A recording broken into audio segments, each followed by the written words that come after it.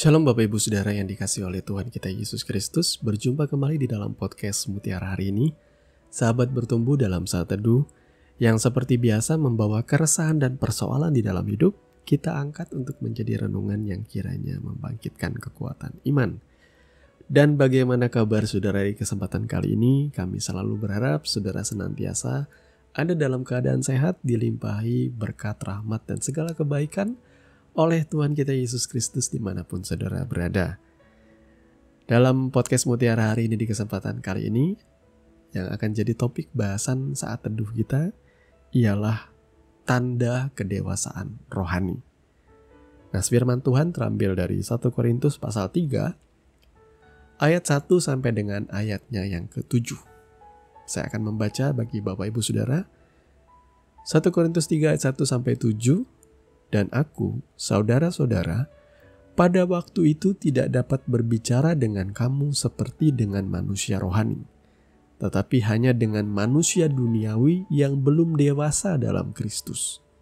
Susulah yang kuberikan kepadamu, bukanlah makanan keras, sebab kamu belum dapat menerimanya, dan sekarang pun kamu belum dapat menerimanya, karena kamu masih manusia duniawi. Sebab jika di antara kamu ada iri hati dan perselisihan, bukankah hal itu menunjukkan bahwa kamu manusia duniawi dan bahwa kamu hidup secara manusiawi? Karena jika yang seorang berkata, aku dari golongan Paulus, dan yang lain berkata, aku dari golongan Apolos, bukankah hal itu menunjukkan bahwa kamu manusia duniawi yang bukan rohani? Jadi apakah Apolos, apakah Paulus, pelayan-pelayan Tuhan yang olehnya kamu percaya, menjadi percaya? Masing-masing menurut jalan yang diberikan Tuhan kepadanya. Aku menanam, Apolos menyiram, tetapi Allah yang memberi pertumbuhan. Karena itu yang penting bukanlah yang menanam atau yang menyiram, melainkan Allah yang memberi pertumbuhan. Mari kita berdoa. Bapa, di dalam nama Tuhan Yesus, kami mau merenungkan firman yang sudah kami baca. Tuhan tolong urapi hati dan pikiran kami. Pimpin kami ya Allah Roh Kudus supaya kami mengerti apa yang menjadi maksud dan kehendak-Mu melalui kebenaran firman-Mu. Di dalam nama Tuhan Yesus kami berdoa. Amin. Bapak Ibu Saudara yang dikasihi oleh Tuhan kita Yesus Kristus, coba hari ini kita selidiki hidup kita. Apakah kita sudah mencapai kedewasaan rohani di dalam pengiringan kita akan Tuhan? Sebagaimana pernah saya sampaikan di beberapa khotbah saya bahwa ketika kita mengikuti Tuhan, percaya Yesus, kita tidak langsung mati. Ketika kita percaya Yesus, maka doa kita, kerinduan kita harus sama seperti Paulus yang berkata, bagiku hidup adalah Kristus dan mati adalah keuntungan. Jadi kita sebagai orang percaya harus menjalani kehidupan kita di dunia ini dengan semangat, selama aku hidup, selama aku diberi kesempatan, maka aku ingin melayani dan memuliakan Kristus melalui hidupku. Bagiku hidup adalah Kristus. Jadi tujuan hidupku adalah Kristus, dan kematian ini bagiku adalah keuntungan. Karena apa? Karena saat kita mati, kematian itu bukanlah akhir dari segala-galanya, namun merupakan pintu gerbang kita menuju kehidupan yang sesungguhnya, kehidupan yang kekal bersama dengan Tuhan Allah Bapa kita yang ada di sorga. Jadi saudaraku yang dikasihi oleh Tuhan kita Yesus Kristus, ketika kita percaya kepada Kristus, ketika kita percaya kepada Yesus, kita menerima Dia menjadi Tuhan dan Juru Selamat kita, maka bagian kita ialah kita harus menjadi orang percaya yang bertumbuh dan berbuah bagi kemuliaan Tuhan. Saya selalu diingatkan khotbah lama ya dari Bapak rohani kami ya, bahwa kelak Tuhan datang dikatakan menjemput orang-orang percaya sebagaimana yang ditulis di dalam kitab suci kita. Ia akan datang untuk mengadakan yang namanya perjamuan kawin anak domba Allah. Yesus menjemput orang-orang percaya yang menggambarkan mempelai wanita seperti itu. Jadi kalau mempelai wanita yang digambarkan di dalam Alkitab itu selalu menggambarkan jemaat Tuhan. Nah, kalau mempelai itu, saudaraku, tentu ia bukanlah bocil ya. Istilah anak-anak zaman sekarang, bocil, bocah kecil atau bocah cilik. Mempelai itu bukan bocil, saudaraku. Sekalipun ya mungkin di zamannya kakek nenek kita ya orang menikah itu di usia sekitar belasan tahun sudah dinikahkan ya. Tapi zaman sekarang udah nggak seperti itu, saudara ya. Karena pernikahan dini itu ketika orang nggak siap mental ya, saya ada melihat contohnya gitu ya. Ada muda-mudi yang menikah gara-gara kecelakaan, ya, married by accident. Karena dia masih terlalu muda, karena masih SMA seperti itulah. Akhirnya kena sindrom yang namanya baby blues saat melahirkan. Dan saat dia baby blues dia pengen bunuh anaknya. Karena apa? Karena dia nggak siap mental, saudaraku. Ya, maka mudah-mudi hati-hati dalam pergaulanmu. Jangan lantas karena orang sudah terbiasa hari ini melakukan pergaulan bebas, ya mudah-mudi bisa melakukan seks bebas di luar nikah dan itu sudah menjadi sebuah kebiasaan. Lalu dikatakan, kamu cupu, kamu cemen, kamu masih perawan di umur sekarang. Harusnya kamu sudah nggak perawan karena sudah nggak tren lagi yang namanya perawan sampai menikah itu, saudara ya. Jadi itu mempengaruhi pikiran saudara dan saudara mulai terjebak dalam pergaulan yang toksik seperti ini.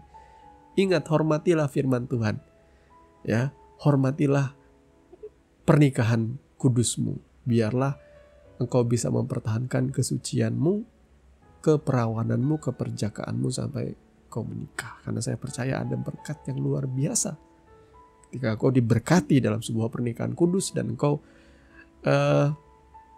memberikan yang terbaik ya kepada pasanganmu. Maka seperti itulah. Tetapi kalau seandainya sudah terlanjur dan saudara sudah melakukan kesalahan sebelum saudara mendengarkan berita Injil ini, ya nggak apa-apa, jangan sesali itu. Ya walaupun saudara akan menjalani konsekuensi memang nggak enak, saudara ya.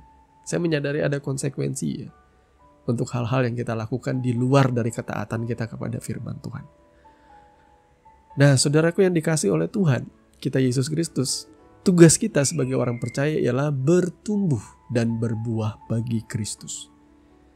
Karena Tuhan mau menjemput mempelainya, bukan bocil, bukan anak-anak. Mempelai itu menggambarkan seseorang yang dewasa, yang siap secara mental, fisik, dan spiritual, siap untuk dinikahi seperti itu.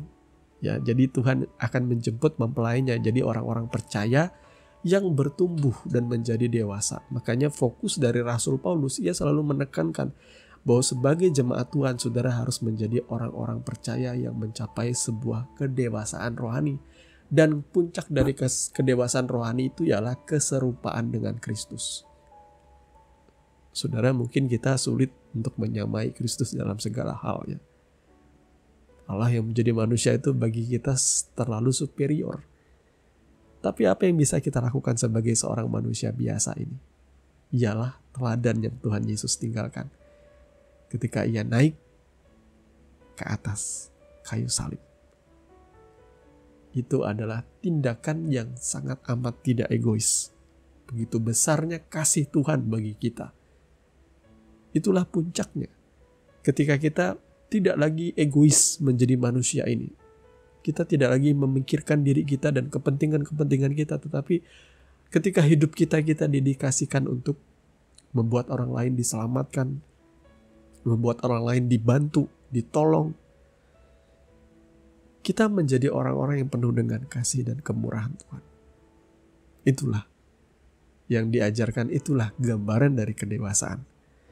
Nah, dari nas firman yang kita baca tadi, Rasul Paulus berkata bahwa aku tidak bisa memberikan kamu makanan keras karena kamu masih bayi rohani. Susu aja yang bisa aku berikan kepadamu, bukan makanan keras, kata Rasul Paulus, karena kamu tidak dapat menerimanya. Jujur ya, banyak orang hari-hari ini kalau mendengarkan teguran-teguran pendeta, walaupun pendetanya nggak spesifik bicara kepada dia, tetapi menyampaikan satu kebenaran yang hakiki. Jemaat mulai berkata, aduh pendetanya ngomongnya terlalu keras, ini khotbahnya kok pedas sekali ya. Itu adalah makanan keras. Ketika saudara sampai berpikir seperti itu berarti makanan keras. Saudara belum sanggup menerimanya.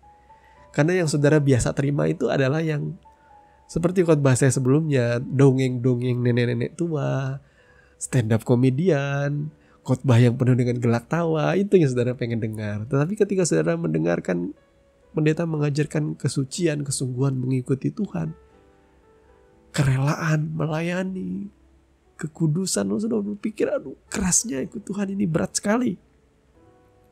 Saudara ya, yang dikasihi Tuhan. Lalu Rasul Paulus juga berkata, karena kamu masih manusia duniawi. Saudara, orang Kristen ternyata dalam pandangan Tuhan, dalam pandangan Rasul Paulus pada masa itu mereka masih duniawi. Orang Kristen duniawi. Kenapa? Karena secara karakter mereka masih cacat. Mereka masih ada iri hati, masih ada perselisihan. Ya, saudara ya. Semuanya itu justru menunjukkan bahwa kamu manusia duniawi, bukan rohani. Ketika kita rebutan pengen dihormati di gereja, atau saudara bersaing, pengen menjadi seorang donatur yang dananya lebih besar, saudara bersaing-saing dalam hal sumbangan, bersaing-saing untuk menunjukkan bahwa saudara yang paling berkorban untuk Tuhan dan gereja. Sesungguhnya semuanya itu justru menunjukkan bahwa saudara itu orang yang manusia duniawi, orang Kristen duniawi. Karena orang yang sudah dewasa, dia tidak akan memandang itu yang paling utama. Ya, bahkan orang yang dewasa rohani, saya pikir mereka tidak suka menggembar-gemborkan segala sesuatu. Mereka pengen segala sesuatu tersembunyi dan biar hanya Tuhan saja yang melihat apa yang aku perbuat. Sehingga ia melakukannya dengan tulus, dengan ikhlas, tanpa berharap ada imbal balik, tanpa berharap ada pujian dari manusia. Itu baru dewasa rohani, bukan ada dipicu oleh iri hati, ada perselisihan atau persaingan, bukan seperti itu. Ya, kalau hari-hari ini orang ribut soal gereja, kamu dari gereja apa? Oh, aku dari gereja Katolik. Kamu dari gereja apa? Aku dari Protestan. Kamu dari gereja apa? Aku karismatik. Kami paling benar. Oh enggak, kalian itu main-main. Kami ini loh yang paling benar. Selama saudara masih berpikir, saya yang paling benar, golongan kami yang paling mulia, kami yang paling mengikuti maunya Tuhan, sesungguhnya saudara masih duniawi dalam pandangan Rasul Paulus. Karena itu ditekankan di situ lah ya. Hari ini saudaraku, kalau saya ditanya, saya bergereja di mana, saya nggak tahu, saudara. Ya, secara gereja kami terdaftar di sebuah gereja Protestan di kota saya ya. Tapi kadang-kadang saya masih beribadah di gereja-gereja karismatik ya. Ya, karena akar saya sebenarnya dalam pelayanan saya karismatik, saudara ya. Tapi jujur aja nih ya. Jujur aja ya, saudara ya. Saya bukan tipikal orang yang melihat seperti itu lagi sekarang. Dulu ketika tahun 2000. Waktu itu zaman-zaman KKR lagi rame-ramenya melanda kota kami ya. Zaman itu lagi hitsnya penyanyi rohani Frankie Sihombing. Saya bahkan kaget pada masa itu, Frankie Sihombing ternyata dia berkhotbah bagus sekali, saudaraku, inspiratif. Waktu beliau khotbah saya sampai menangis, meneteskan air mata. Karena apa? Bukan karena dia mellow menyampaikannya, karena dia begitu real menyampaikan keintiman relationship-nya dengan Tuhan, dan membuat itu saya juga rindu. Karena saya dibesarkan dari keluarga broken home, kurang kasih ayah. Saya kurang memandang Tuhan itu sebagai bapak, itu tidak begitu benar ya, karena saya gagal melihat bapak yang baik di dunia ini. Ketika ia mengajarkan tentang kasih bapak, di situ sampai terisak-isak menangis. Karena apa? Karena gambar bapak di dunia ini sudah merusak gambar bapak di surga sana. Tetapi ketika saya berjumpa dengan Kristus, saya merasakan damai, sukacita. Dan beliau menyampaikan pada waktu khotbah yang luar biasa tentang relationship dengan Tuhan, tentang hubungan dengan Tuhan yang intim itu. Saya diberkati sekali. Nah, pada masa itu kita bisa katakanlah dalam mengikuti Tuhan kita masih punya apa namanya? Saya mau bergereja sini karena pendetanya ini, seperti itu. Saya mau bergereja ini karena Oh, yang punya franchise gereja ini loh, pendeta besar di Indonesia ini loh. Oh, yang menyampaikan, saya bergereja di sini Pak. Saya bergereja di sebuah gereja yang pendetanya sering tampil di TV. Ganteng lagi kan. Wah, sering tampil jadi FYP di sosial media, Instagram maupun TikTok Pak. Lah, kalau saudara masih mencari Tuhan dengan alasan seperti itu, bagi saya saudara masih orang Kristen duniawi. Hari ini saya nggak pernah lihat label saya harus bergereja di mana. Ketika saya datang ke sebuah gereja dan orang menyampaikan kebenaran firman Tuhan dengan jujur ya, tanpa embel-embel 80% khotbah di dalam 1 bulan itu berbicara tentang kemakmuran atau menabur atau memberi buah sulung, persepuluhan dan sebagainya, saya bakal menghindari gereja yang seperti itu. Terus terang aja saya lebih suka orang menyampaikan esensi dari kekristenan, yakni mengenal Kristus. Akibat terlalu banyaknya orang diajar mengenai hukum berkat, orang tidak lagi mengenal Kristus dengan benar dan tidak lagi menghargai Kristus, sehingga ketika ada orang yang menarik dia keluar dari mengikut Yesus, dia langsung pergi aja, karena selama ini dia ikut Tuhan tidak pernah dibekali dengan benar, dengan pengajaran yang hakiki. Ya, secara pribadi ya, di gereja yang saya ikuti ini ya saya merasakan ya cukup puas ya, walaupun saya merasa bahwa tetap gereja ini kayaknya dikerjakan dengan gaya-gaya perusahaan franchise ya. Tapi ya sejauh ini ya saya tidak terlalu komplain ya, walaupun saya kadang juga komplain kalau khotbah itu harus nonton di TV atau nonton di layar ya, yang disampaikan pengkhotbah yang dari Jawa sana. Saya kurang begitu suka, makanya saya kadang menghindari khotbah-khotbah yang disampaikan secara TV. Kalau itu nggak, urgensinya kita nggak sedang dalam COVID-19, kenapa sih kita nggak memberikan kesempatan orang-orang untuk menyampaikan kebenaran firman Tuhan, atau pendeta-pendeta lokal aja yang berbicara ya, atau tukar mimbar lah paling tidak. Nggak usah sampai ya kekurangan seperti kekurangan pengajar saudara ya. Saking tidak kurang percayanya mungkin, saya nggak tahu lah. Mungkin orang gereja tuh punya program ya. Tapi saya tidak begitu tertarik seperti itu. Kemudian pendeta-pendeta yang tua-tua, kadang-kadang ketika berkhotbah, mereka berkhotbah tidak lagi menyampaikan kebenaran firman Tuhan. Mereka berkhotbah seperti meremehkan orang. Ya, mereka menceritakan bahwa mereka dipakai luar biasa oleh Tuhan. Kemudian ketika memuji Tuhan, lalu menunjukkan gestur-gestur bahwa dia dipenuhi Roh Kudus. Kita tahu sebenarnya, maaf, saya sudah lama mengikuti Tuhan, saya tahu orang yang betul-betul menyampaikan kebenaran firman Tuhan, dia tidak akan memiliki gimmick dan gestur seperti orang-orang yang seolah-olah dibuat-buat, atau cara-cara lama, berbahasa roh lah di panggung. Saya memang karismatik saudaraku, tetapi saya kritis dalam hal ini. Ya, bagi orang-orang terlalu suka ngeroh di panggung, mohon maaf, Rasul Paulus saja berkata-kata, saya lebih suka menggunakan kata-kata manusia sederhana daripada beribu-ribu kata di dalam bahasa roh yang tidak dimengerti. Makanya dia katakan orang berbahasa roh itu membangun iman, membangun imannya sendiri, dan itu tidak bermanfaat bagi jemaat. Makanya Rasul Paulus mengatur dalam pertemuan jemaat seharusnya tidak banyak-banyak orang berbahasa roh. Hari ini orang gila-gilaan, khotbah pun berbahasa roh dan ada penafsirnya. Maaf ya, saya jadi orang yang tidak begitu percaya ketika saya mendengarkan terjemahannya dari bahasa rohnya itu. Saya pikir, kamu ngapain berbahasa roh sih? Kalau bahasa penafsirannya aja tuh biasa aja isinya, tidak ada yang wah. Saya kira ketika dia berbicara bahasa roh lalu saya mendapatkan pemahaman yang baru, nah baru itu saya akan mengakui bahasa rohnya, oh betul ini bahasa surgawi ini, sehingga saya mendapatkan pengajaran yang baru. Tapi ketika ia berbahasa roh dan bahasa rohnya ditafsirkan, apa yang ia sampaikan tuh yang basic-basic aja, biasa-biasa aja. Lebih baik pakai bahasa manusia aja kalau isinya kayak gitu. Maaf kalau saya kritis saudara ya.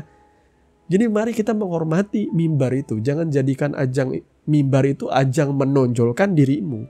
Harusnya setiap hamba-hamba Tuhan yang naik ke mimbar, ke atas panggung itu, jangan engkau berpikir bahwa engkau orang besar. Jangan engkau pikir bahwa engkau senior dalam gereja itu. Jadi engkau bisa bertingkah. Jadi engkau seolah-olah, oh aku senior di gereja ini, biar jemaat tahu. Lalu engkau mulai berbahasa roh, kemudian engkau mulai menunjukkan gestur-gestur, rasakan hadirat Tuhan, saudaraku. Saya nggak ngerasain hadirat Tuhan ketika dia berbicara seperti itu. Yang saya rasakan hadirat kesombongannya saja yang keluar. Maaf kalau saya kritis. Ya. Jadi biarlah kita melayani dengan tulus, tidak usah untuk mempertontonkan sesuatu yang spektakuler. Jujur aja, menyampaikan isi hati Tuhan aja, jujur aja. Bahwa hatimu pengen orang itu bertumbuh. Engkau belajar sebelum kau menyampaikan kebenaran firman Tuhan, engkau berdoa, engkau baca kitab suci. Ya, engkau minta mohon petunjuk Tuhan apa yang harus kuajarkan kepada jemaat. Dan Tuhan akan mengajarkan engkau terlebih dahulu, baru engkau mengajarkan jemaat. Seperti itu. Ya, Tuhan kiranya memberkati kebenaran firman-Nya. Mari kita berdoa. Bapa, di dalam nama Tuhan Yesus, terima kasih karena Engkau mengajarkan kami bahwa menjadi manusia-manusia Kristen yang dewasa, kami haruslah menjadi orang-orang yang bertumbuh dalam kasih dan kebenaran dan berbuah untuk kemuliaan Tuhan. Tolong kami Tuhan, mampukan kami karena kami ini manusia yang lemah, manusia yang berdosa, dan kadangkala kami tertarik untuk mengikuti jalan dunia ini Tuhan. Tapi kami menyadari sebagai orang percaya kami harus mempertanggungjawabkan iman kami dengan sungguh dimanapun kami berada. Di tempat kami bekerja dan begitu rupa melayani seperti kami melayani Tuhan, sehingga kami menjadi orang yang produktif, memberikan yang terbaik Tuhan. Di tempat kami melayani, di tempat kami belajar, di tempat kami menempuh studi, kami memberikan yang terbaik karena kami melakukannya semuanya untuk Tuhan. Dan biarlah segala puji syukur kemuliaan kami kembalikan hanya ke dalam tangan-Mu yang penuh kuasa. Di dalam nama Tuhan Yesus kami berdoa dan mengucap syukur. Amin. Saudaraku yang dikasihi Tuhan, saudara sudah mendengarkan kebenaran firman yang kiranya boleh menjadi dasar dan kekuatan di dalam setiap kehidupan saudara. Sampai bertemu lagi di podcast Renungan Firman Mutiara hari ini yang berikutnya. Kasih karunia menyertai saudara sekalian. Shalom.